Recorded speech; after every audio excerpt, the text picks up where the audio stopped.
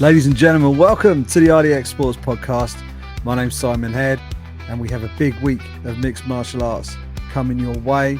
A huge event here on this side of the Atlantic. Oktagon 62 is taking place in Frankfurt, Germany at the stadium of Eintracht Frankfurt. Deutsche Bank Park will host the event with more than 60,000 fans expected to be in attendance for what will be one of the biggest MMA events in terms of attendance that the continent has ever seen, that the world has ever seen. It will be headlined by two German fighters, Christian Eckelin and Christian Jungwirth, two former footballers going head-to-head in a football stadium. It's kind of the perfect match, both of them with huge fan support over there in Germany, and that will be an absolutely barn-burning main event. But what I wanted to talk about on this week's show was the light heavyweight fight further down the card. Pavel Langer, the former interim light heavyweight champion of Oktagon, is taking on Ireland's Will Fleury, who has made a real impact since joining the promotion earlier this year. Huge win for him on his debut against Daniel Skvor. Now, one big win in Frankfurt could put him at number one contender spot, front of the queue for a shot at the light heavyweight title. And the title picture at 205 is far from clear with Carlos Vemela's title fight with Pirat Kristofic due to happen later this year. That has now been scrapped because Kristofic is now unable to fight. So lots of uncertainty flying around the 205-pound division. One man who wants to add to a little bit of certainty is Will Fleury. He wants to make an undeniable case for a shot at the 205-pound title. And as he managed to speak to me here for the RDX Sports Podcast ahead of his fight this coming weekend, he's a man on a mission as he heads to Frankfurt, Germany. This was a great chat with Will. Check it out right here. All right, joining me is Mr. Will Fleury, Oktagon light heavyweight contender, and a man who hopes to move one very large step closer to a shot at the Oktagon light heavyweight title this coming weekend at Oktagon 62 in Frankfurt, Germany. Will, first off, last time I spoke to you, you fought with a busted thumb. You knew you needed to take some time away. How's things with that first off, and how are you feeling heading into this one? Yeah, so I was pretty lucky. Public healthcare in Ireland covered the surgery for that. So I went home, went to hospital the Sunday night, was told come back in tomorrow, went back in, and then it was actually Tuesday morning I ended up having the surgery. So got treated pretty quickly, thankfully, and got treated for free, which was great. So fair play to Irish public healthcare. And then recovery took a while. It was a bad break and it was a shit recovery. And yeah, it's kind of frustrating because even when I came back doing pads and everything, my whole shoulder and like that whole arm, I was using it a little bit differently, and then all the muscles started to get really tight. It was a long period of recovery, and like I was trying to fight Pavel back in July. Yeah. Because I was told 12 weeks, and I was like, oh yeah, that's within, I was like, that's 15 weeks away now, or whatever it was. So I thought I'd be good to go. Thank fuck he didn't accept it for that, because my hand would have been a bit. I probably would have fought him anyway, but like I would have been fucked after that. Whereas thankfully now it's had a bit of time to heal and it's feeling good, and yeah, everything's all good. How did you rehab a busted thumb? I broke my thumb. Is the only bone I ever broke in my body. Touch wood. I did it playing basketball as a kid, and you can't really do a lot with it. But you don't realize just how reliant you are on it. Yeah, And yeah, it's a niggly sort of pain as well. Like when the temperature changes, it gets all funny. But how have you rehabbed it, like grip strength and all that sort of stuff, as you work your way back? So I have a load of putty just over, like, that's my kitchen there, and Yeah. I have like, they've given me different grades of like Terra putty stuff to work with. So you do a lot of grip stuff, but actually the main thing I lacked was like retropulsion, and because of that, my wrist was at a bit of a different angle. So Right. it's kind of complicated. Like you're doing a lot of stretching, a lot of moving around the bone, because mine was quite close to the wrist. And a lot of it was just movement. So you're just kind of coming back into doing like opening it out and these sorts of movements. And then you'd use the strength, like the putty for the strength work. But it took a long time to come fully right. Like, and even it's still like a little bit more swollen than my other hand, but it worked like functionally, it's fine now. Yeah. But yeah, like you say, on a cold morning, you still fucking know it's there, you know? And It's even just if a I don't niggly like, sort of pain, isn't it? Yeah. yeah, and if I don't warm it up properly, because like I've broken my hand loads of times. You know, I've broken knuckles and metacarpals and whatever, and like they suck. It's shit. But once you start to rehab it, it's pretty normal. It's like, yeah, grand, your grip strength comes back, everything comes back. And the only thing you'll notice is the tendons feel a bit weird. Whereas with this, it's like, oh, the whole bone feels really different now. But look, it works. So that's the main thing. That's it. That's it. And also, when I spoke to you last, it was backstage after your win against Daniel Skvor, which that it was a super emotional moment for you at the time, and you sort of explained some of that story at the time. Now you've had the chance to sort of process that whole journey that you had and go through and come out the other side, and now you've got this huge opportunity. How proud of you of how you've actually gone about this and gone through what was a pretty tricky period in your career, and now you've got the big opportunity that you were hoping for potentially at the end of it. Yeah, like, look, anytime you achieve so, like, look, I'm proud of how I dealt with that situation, but that wears off pretty quickly. So, like, when you've got through it and when it's done and the paycheck arrives in, yeah, you're pretty fucking happy for a couple of days. And then it's what's next, and you have a broken hand and you're kind of saying, okay, it's going to be a while now and I have to get on the horse and keep achieving things. So there was a sense of satisfaction after that for sure. I'm very like, look, it would have been logical to have pulled out of that fight, but I didn't, and I'm really glad I Mm, didn't. And I took that risk, and it's paid off, thankfully. Um, but now I need the next thing, I really do, and like that is no longer satisfying me at all. So like your soul thrives for more, and like even this, I'm really excited to get in and smash Babel, but like they're putting me third on the under, like on the prelims now. And I'm like, do you not fucking see what you have? You know what I mean? Like I mm, thought I showed you. I came in and beat your number five guy with a broken hand, like who I broke off the fucking world champ at the time, or well, the guy who probably should have been world champ at the time. yeah, So like, I don't know. I'm a little bit like, okay, I have a lot of work to do with Chicon still, like, and I have to get out there and show it. And look, that's on me. If like this is nobody else's fault, it's like, all right, go out there and make it undeniable. Put on that emphatic performance. Get out there, smash them. You know, 58,000 fans or whatever it's going to be. That's going to be an unbelievable moment. Go thrive within that. That's the next hurdle you achieve. And then after that, oh boy, things look good. Like, so, I'm excited about what's going to come after next week. But it's like, you need the next hurdle. You need the next hurdle. It's always about yeah, like jumping up more. So yeah, that was cool. I was proud of how I dealt with that, yeah. but it only lasts a week, if even like. Yeah. I mean, with the card placement thing, honestly, I think it's more a geographical thing, right? It's a Slovakian guy taking on an Irish guy in Frankfurt, Germany, and there's a lot of Germans on the card. I think I they're get just it, putting the but local like guys further up the card. I think it might be more to do with that than I'm like, how look, your I standing understand is, that, because but at the it's same number time, one v number three, isn't it? So. exactly.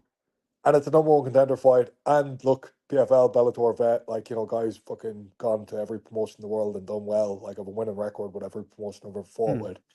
Like, I don't know, I just feel a bit like, come here, you can't be fucking, I'm not at that stage of my career anymore where you can be putting me fucking third on the prelims. Like, Yeah. so, like, maybe that's the feeling I need to have now, where I'm a little bit bitter and a little bit like, oh, I have a chip on my shoulder and I have something to go and Yeah. prove.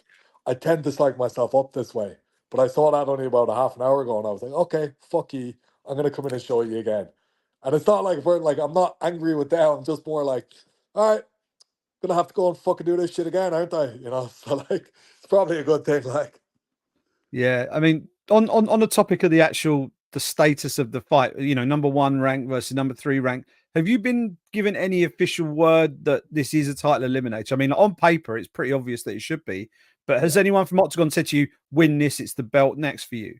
originally it was, and then Carlos came back out of retirement and was supposed to fight Christophic Pirate.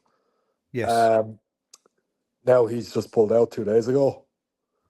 So it seems like it will be again. And Right. again, like all of these things, it's how the situation plays out. And if you make an emphatic statement and make it very obvious that, like, oh shit, this is clearly the best guy in the division, then you kind of make yourself a little bit more undeniable. And I feel an onus to go out and do that to make it pretty obvious. Yeah, shit. If anyone deserves a title shot here, it's this guy. Like, um, it hasn't. Like, it was originally stated to me that it was a title eliminator, and I was supposed to fight the winner of Popik and Montagnac for Yeah. the belt then. But now, obviously, one of those lads got injured, and then Carlos has come back, so the whole situation's changed. And even like, look, that could have happened later after the fight as well. So nothing's ever guaranteed in fighting, obviously. So like, my whole thing now is just like, you go in, you smash the guy, you make it obvious, and you don't get injured doing it. You know, and then Yeah. there will be good options no matter what. Yeah, and he's due to was originally scheduled to main event the show after this one, right? So you're on 62. He's due to be 63, which is early November, I think. Yeah, November. If you were to go through Pavel and come out completely unscathed, or relatively unscathed as you can come out of an MMA fight, would you entertain the possibility of making a super quick turnaround, or do you want to, because it's a world title, do you want a proper run up at it? Yeah, no, I don't care. Like, I've already offered myself for that fight. Right. So I contact, like, I put this out online earlier in the week that, like, if they need someone for November 9th after I smash Pavel, I'm more than happy to do it. I don't think that's going to be accepted. I don't think Carlos wants this fight. And, well, I basically know Carlos doesn't want this fight. So they have to figure out what they're going to do with the belt afterwards. Because why does a man who won't fight the number one contender deserve the belt? I don't see that. Like, and you know, I don't want to get too deep into the weeds of shitting on people already, but like, this third Attila fight, you know, like, if that's going to be for the belt, it's going to be extremely frustrating because Attila's clearly past it. You look at that second fight there and you're kind of thinking, like, neither of these guys are really with it anymore. So like, okay, you've got your local celebrity star guy. Do you want real fighters or do you want fucking celebrities? And I'm not saying Carlos isn't a real fighter. He obviously was at one point. But now you got to fucking keep, like, you got to fend off the young fucking lions coming up, man. And, like, I'm that guy. So if I don't get my shot, I'm going to get very, very pissed off and I'm going to keep talking about it. But, like, for now, we'll see how it plays out. I'm not going to keep my mouth shut for a little while, as much as I have. I know I've said a fair bit, but, like... yeah, no, it's an interesting one, isn't it? Because Carlos, it looks like has come back for a specific fight, which was the Christophic fight, right? He wanted to have that one again, obviously because of what happened last time. Yeah, he wants to right that wrong. Now with Christophic out of the picture for however long it's going to take him to get back, it kind of, you know, would he have come back for any other fight? Is, you know, I mean, maybe the Attila fight because that's got a history, but in terms of the championship, it kind of puts everything in limbo, doesn't it? a little bit, but like, if that guy's training for a fight and he's been in camp, which he clearly has been already, it's only what, 5.5 weeks to that fight now. Yeah. Then surely, if you're a fucking athlete and you're a competitor, you want to go out there and perform. I'm giving you an opportunity to go and do that. Now, first things first, I have to smash Pavel. But after that, hey, stay in camp. I'll take it. Don't worry. Like, what's another week of training? You do another week of training, see how things play out for me in Frankfurt. If I come through that, smash Pavel, and I'm unscathed, man, I'm more than happy to do it. So, if you don't want that, then there's serious question marks in my eyes. Why are you a champion now? How are you a champion now? In terms of what we believe a champion is, you're not fulfilling any of that shit. So yeah. So it's kind of like fantasy matchmaking a little bit here. If you take Carlos out of the picture, let's say he is retired or he goes back into retirement and stays there, or him and Attila are on a little island having their third fight, and there's no belt, right? Yeah. You see yourself as the number one guy in the division. Who should be in there with you fighting for the vacant belt? Let's say the belt gets vacated, and they say, right, okay, we want to put you on the last pay-per-view. We want to put you on the last big card of the year, the one in Prague. We'll give you some time, have a run-up, vacant title fight. Who should be in the cage with you fighting for that vacant belt in December? Obviously, it should be based on like some sort of merit. I believe highly in fucking sport. Yeah. But if I was to pick the most talented guys in the division, I think Alex Popik's a good fighter. I've trained with him over the years. He's solid. Your guy Montagnac, Yorick Montagnac, he looks explosive. like he's a threat, like legit. If I fought that guy, you'd want to be fucking covering your bases because like in the first round and a half, he can do things, you know, and he moves well. He's got a nice stance. I see that guy as a guy like, oh, I'd be doing my homework fighting him. And look, obviously, you're doing your homework fucking fighting everybody. Yeah. But both of those guys, I would look at and say, okay, they're fucking legit fighters. And I think like if there was people deserving of the shot, that'd be them. But I know Popik's going to fight Ducis in the 7th of December, isn't it, in Munich? Yeah. And they've also lined up Montignac for score in that fight. Or not on that card, sorry. So all of those guys are tied up. Unless they want to sign somebody big in and give them a title shot straight away, which I'd be more than happy to take on as well. Like, so, man, like, all I want is a chance to prove that I'm at this fucking level, the level that I'm at. And if you fucking want to sign in a guy you think's going to beat the shit out of me, who's going to be a big name locally, great. Give me that guy. All I want is the opportunity to go out there and prove myself and to win Yeah. that fucking belt. Like, if you want to do it in a meritocratic way of like giving these guys title, like, you know, I think the winner of Ducis and Popik is probably the most likely guy to get it afterwards. I'll be the number one contender, obviously. So, like, what's Popik now? I don't even know what number he is, but like, after he wins this, he's on what, a 2-3 fight streak. Yeah. So, and he's good, like, he's a legit fighter. Like, the loss to Langer was a very close loss and that type of thing. I think he probably would be the guy that they choose over Montignac, but I see Montignac probably as a bigger threat. I'm being very honest, like, you know, if I want to talk shit, like I could pick Ducis or some shithead like this, then I think I'd beat the fuck out of pretty easily. But like the lads would be a more interesting fight for me. Like it'd be a Yeah. more, I'd feel more proud of myself after winning those fights. Like, Yeah. And you've got a guy who, in terms of Langer, who you've got this coming weekend in Frankfurt. In Frankfurt, it's an interesting story with him because he's got, I think he's 13-10. So, but you know, the fight record in terms of numbers doesn't always tell a story of what of what yeah, they've gone through in their career and all the rest of it. But he's got, it's a strange sort of peaks and valleys with his career. You know, one minute he's winning the interim title after going all 5 rounds in an absolute war with Popek, and then he gets done in 7 seconds by Carlos. And it's like, how do you assess a fighter like that? And what do you think? What kind of fight do you think you're going to have with him in Frankfurt? Because it seems hard to sort of peg him in terms of how you think he's going to do. yeah, he's a very easy guy to underestimate. And like when I look at a guy's record, I never take losses too fucking, you know, I'm not like, oh, a guy's shit because he lost. Like, look at how he Mm, lost. Like if you watch that Ducis fight, it's a win for him, right? But like for the first 3.5 minutes, he's getting the absolute fucking head beat on. You know, yeah, he's really struggling. It looks like he's about to get finished for most of that fight, and then he has 10 seconds of just boom, boom, boom, and it's over. And Ducis is, you know, comatose, fucking on the floor, and it's a yeah, very impressive turnaround. Like he's a very easy guy to underestimate. He looks a little slow. He does some things technically that you'd say, well, like you're leaving big holes here. But he's like he's beaten some of the better guys he's fought. He's lost to some of the easier opponents to beat. Like Popik is pretty solid, and he made Popik look very, very average.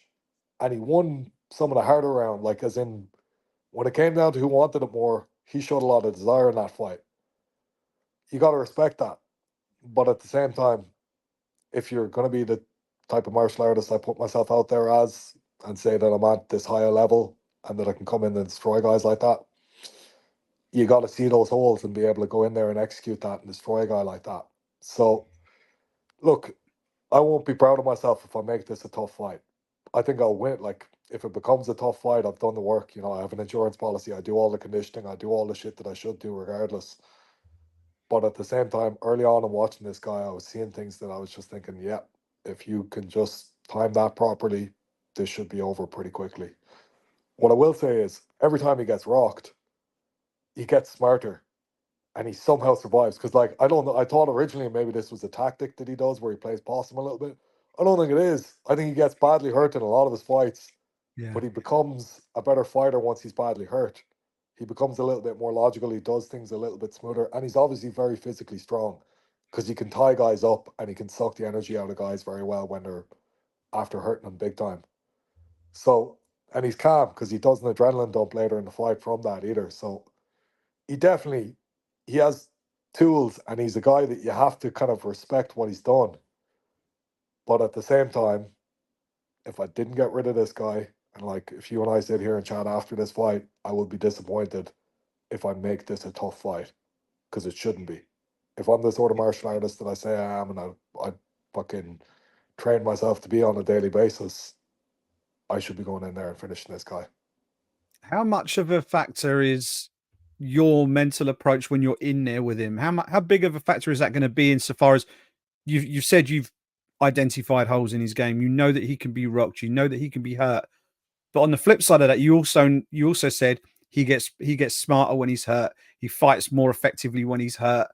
And obviously, when you see a finish, so often fighters will rush in, the adrenaline kicks in, and if the Yeah, finish doesn't come at the point that you think you're going to get it, that's when fights sometimes turn around, and that's when he has experienced some of his bigger wins, I suppose, where he's looked close to being done, yeah, he's rode the storm, and then he's managed to turn it around against someone who's maybe they've sort of they've drained the batteries, so they've sort of shot the load, so to speak, and haven't got enough to sort of fend him off. So how much do you have to sort of almost keep an extra 5-10% in reserve just to make sure that you're not going to find yourself in that sort of position midway through the fight if it gets that far? yeah. I think that's where you prove where you're high, like that you're a high level professional, because it's very easy to get carried away when you've rocked a guy. But if you've watched and you've done the work and you've seen what this guy can do once he gets rocked, it's on you now to be precise. To pick those moments, not to run in and start unloading and get that adrenaline dump. No, tag. Okay, movement, feints, tag. Where's he defending? Where's he not defending? And like, this is where practice and high level practice comes in so much, where like you're not just swinging at a target, you know where that guy's about to move and what your feint's going to do to make him move towards that, and then executing that. And look, it's very easy to consciously sit here and say this shit, but it's like, it's actually drilling this and practicing it on a daily basis that makes it fucking Yeah. happen.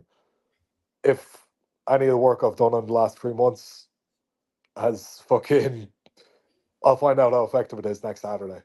Now, please God, it's just like boom, it's done. We don't have to have a whole sequence of like, stalking and picking your shots and being very precise about it.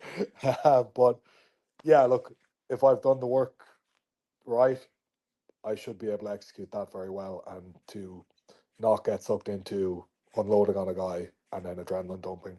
And that's where you prove you're a pro. Like, that's where you prove you're high level. And like, I think that's also just experience in the sport, where if I'd had 7 or 8 fights, you'd have a confidence of thinking like, no, I can just fucking go in and unload. Like, nobody can, like, the way I'm hitting pads now, blah blah. Nobody can take that.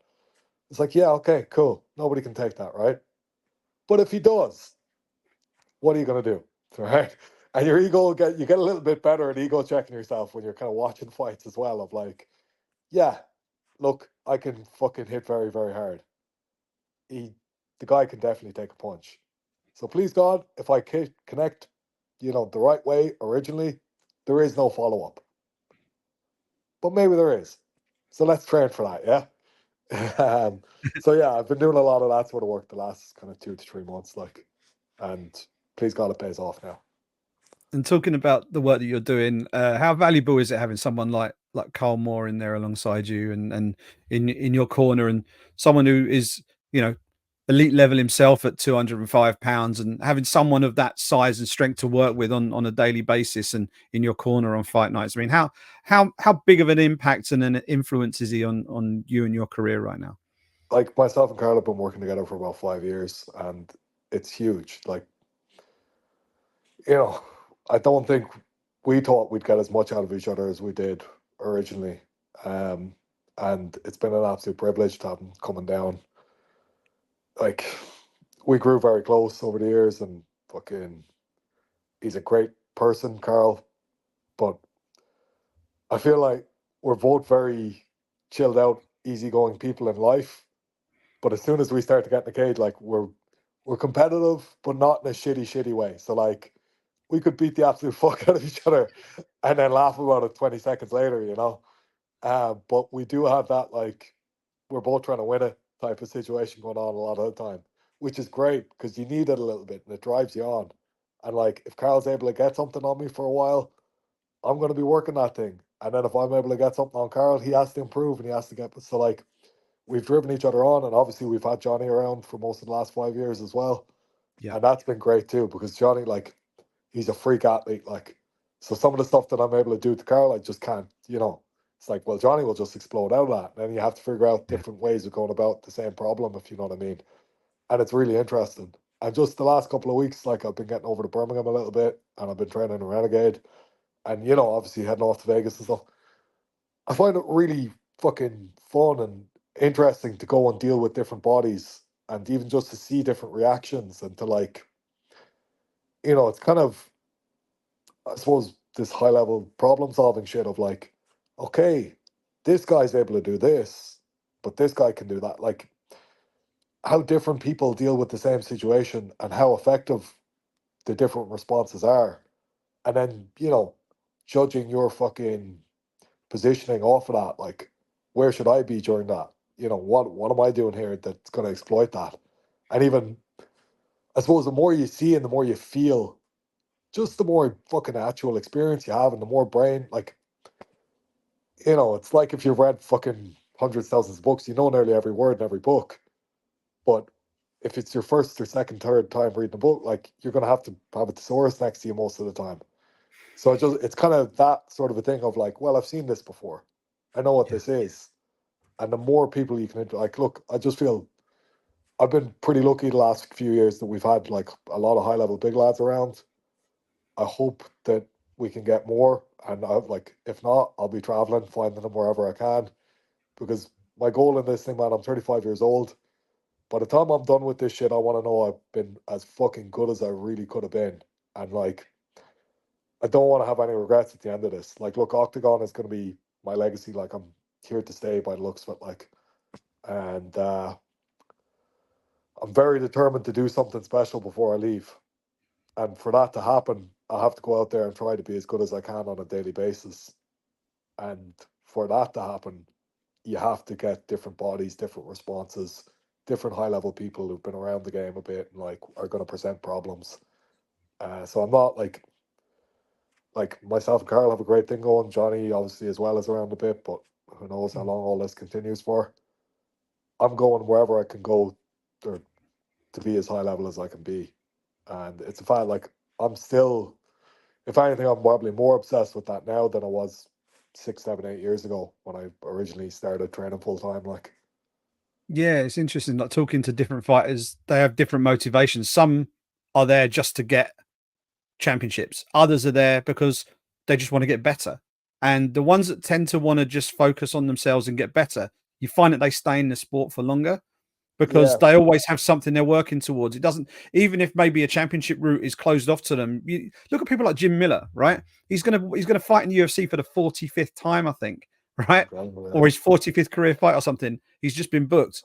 He's not going to win the lightweight title. He's not going to be in a title fight, but he's still improving. He's still working on his game, and he's obviously got that passion to keep it going. And it isn't all just. I mean, championships are the pinnacle, right? But it is that constant journey of improvement that seems to keep the top fighters going, right? But if the belt is your goal, what happens when you win the belt? So you've Yeah. achieved your goal now. There's no more hollow feeling than that. If you could Mm, meet with triumph and disaster and treat those two imposters just the same, but it is, nothing in life is final as long as you're still alive. mm, So, if you think there's going to be a moment where it's like, oh, I'll feel this massive sense of achievement, there's not. You're going to be extremely disappointed by that. mm. Whereas if you wake up in the morning and you have something to focus on, chasing the thing is the biggest fucking joy in life, whatever that thing is. But like, getting it actually isn't as fun as you think it's going to be. Chasing it is where the real fucking pleasure lies.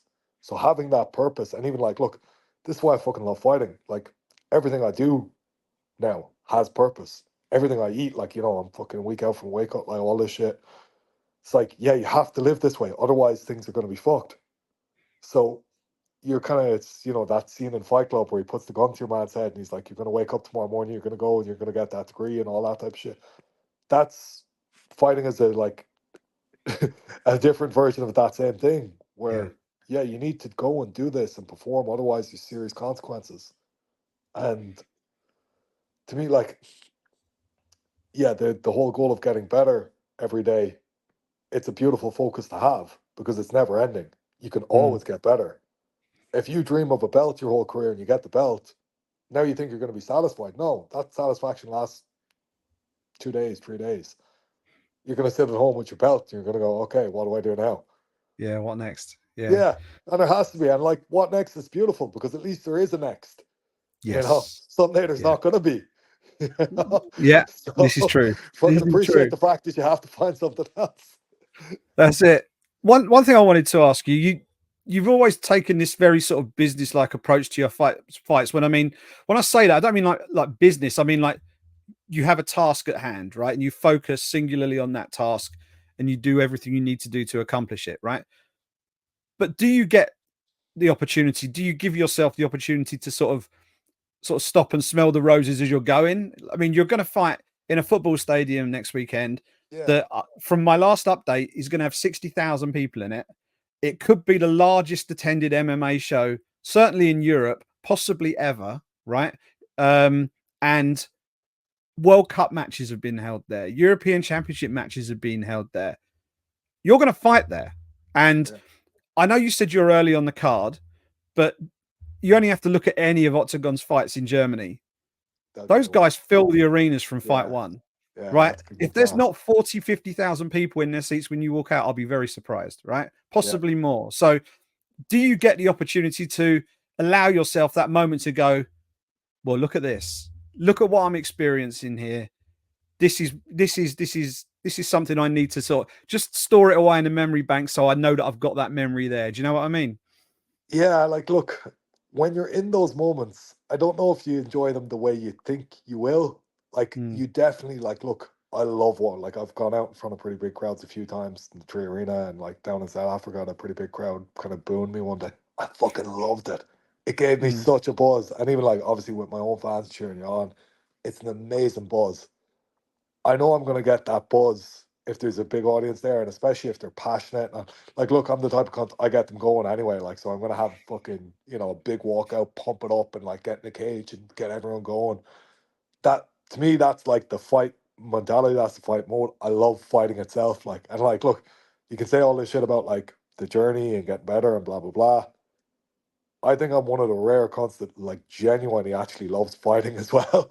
Like, I really enjoy hard spars. Like, and like you know, I know it's probably not the best thing long term in ways, but like the tippy tappy spars just don't do as much for me. I don't feel the same buzz and the same like I don't know chasing it daily fucking like I need that adrenaline in my life a little bit. Like I think I'm kind of hooked on that shit a little bit.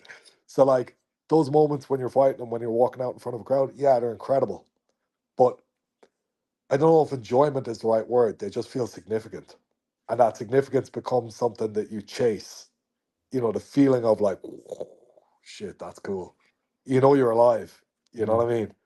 And I've needed a bigger and bigger hit over my career from that. And I'm hoping this one's pretty fucking big. But I guarantee you, once it's over, I'm going to want another. Um, so I hope at the end of my career, I can look back and go, yeah, those were incredible moments. But I feel it during, but that's kind of a different guy. He's like some psychopathic fuck.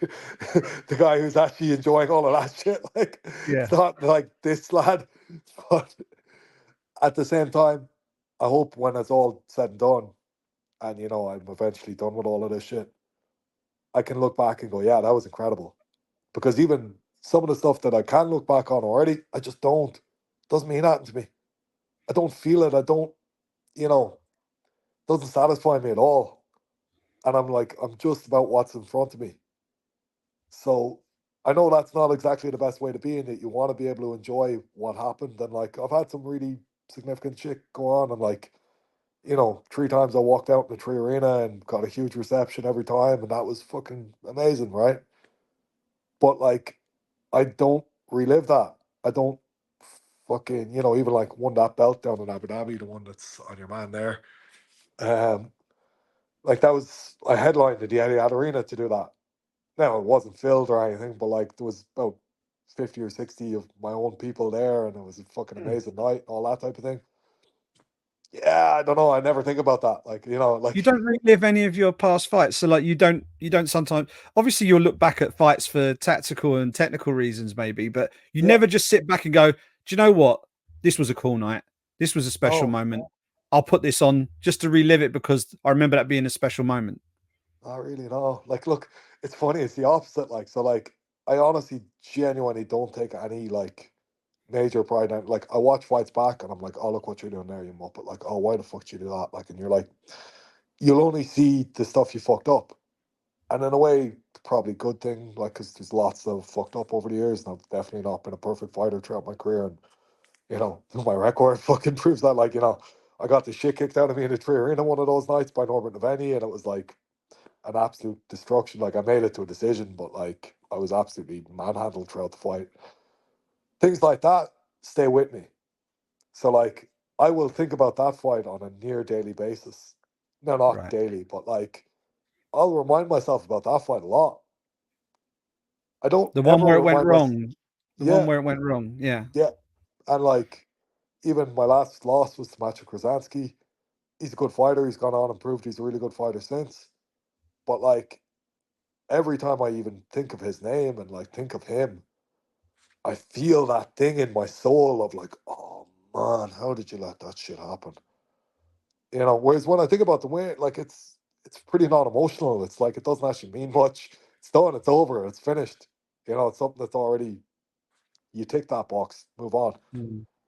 It goes It's back to not that great. constant improvement thing, doesn't it? I suppose you're Kind of, you're wired to sort of I need to keep improving. I need to keep improving. That yeah. fight, there's lots there that I can take to improve. Whereas if you go in, you do your job, accomplish everything you set out to achieve in that fight, it's like, well, okay, great. That proved that my preparation was good, but what can I take and build on from that? Whereas I think if that, you've got action points from your last fight because you know that there was something you didn't quite accomplish, then I guess that makes it easier to look back at. and also, I think it's about how you wire your brain to be rewarded. So, like, my internal reward comes from like knowing that I'm like, when I watch a fight of mine and I'm like, oh, look at you fucking that up so badly. I also kind of get a little sense of satisfaction out of the fact that, hey, you're not fucking that up anymore.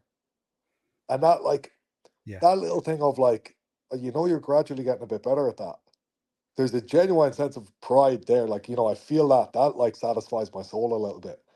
And even like, I get a buzz out of beating people who I haven't been able to beat before. Where, like, if I'm like, if I was struggling with a guy in jiu-jitsu and all of a sudden I'm manhandling him, like, that's massively satisfying to me. I'll be in the car, fucking big shit eating grin going home that day, like, things like that. And then obviously sparring, like, I love sparring. Like, I've always, even like, the funny thing is, I kind of love when somebody can give me a good challenge in a spar now.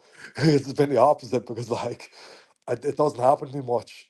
And I need it. I need that for my soul. I need to feel that, like, there's a guy out there who can fuck you up.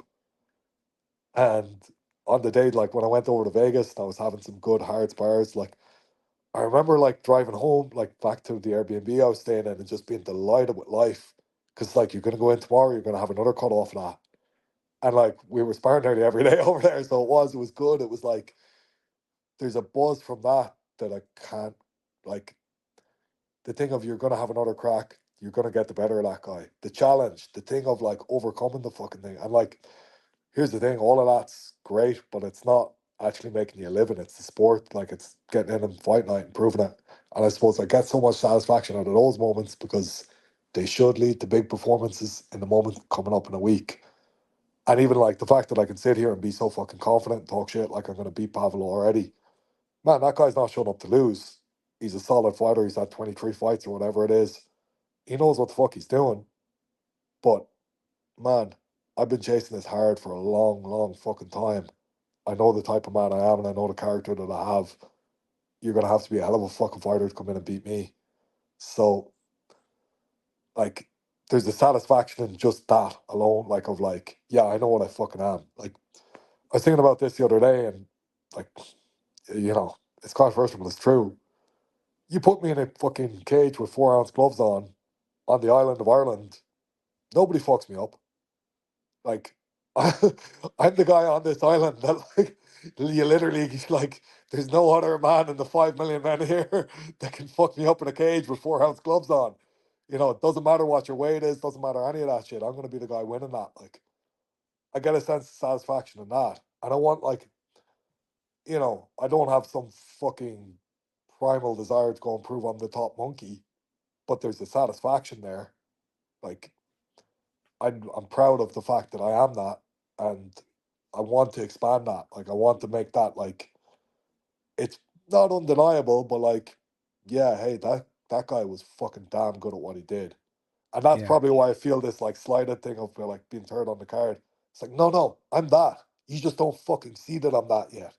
So now it's Yeah. on me to go out and prove that I'm that. Like, Yeah. So you used the word satisfaction and satisfied there a couple of times. And normally, what I would do to sort of finish off a chat with a fighter when they're about to fight is it's very sort of predictable, right? I'd normally say, okay, give us your prediction. How's it all going to go? I'm not going to ask you that.